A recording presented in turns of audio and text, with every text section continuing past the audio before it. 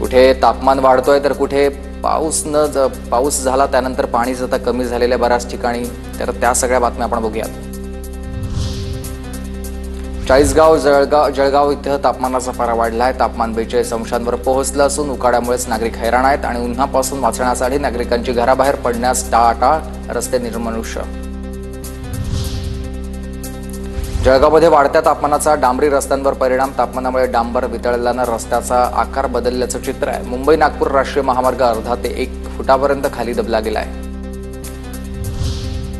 गोंदिया जिल्ह्यात काल सर्वाधिक 42.2 अंश सेल्सिअस तापमानाची नोंद। पारा अजून वाढण्याची शक्यता आहे। नागरिकांना काळजी घेण्याचं आवाहन करण्यात येत आहे। नाशिकच्या पेठ तालुक्यात दुष्काळाची भीषणता। बोरीची वाडी या गावामध्ये विहिरीनं तळ गाठला असून घोडभर पाण्यासाठी महिलांना अक्षरशः जीवाची बाजी लावावी लागते। दोरीच्या सहाय्याने विहिरीमध्ये उतरून पाणी काढावं लागत असल्याचा प्रकार। चंद्रपूरमध्ये जलसंकट। 12 टँकरनं पाणी पुरवठा। 90 ठिकाणी बसवल्या तात्पुरत्या टाक्या।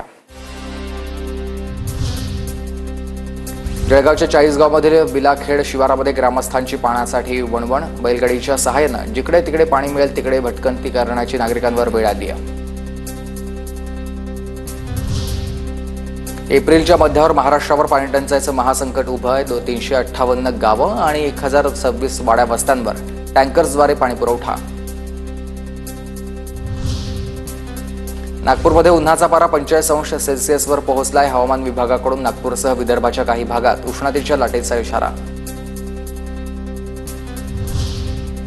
नाशिकमध्ये कमाल तापमान 2 अंशानं घसरण झाली आहे, मात्र उकाडा कायम आहे। आज शहरामध्ये 40 अंश सेल्सिअस तापमानाची नोंद आहे।